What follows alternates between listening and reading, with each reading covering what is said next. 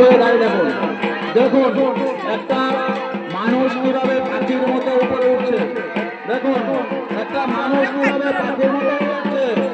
দেখুন দেখুন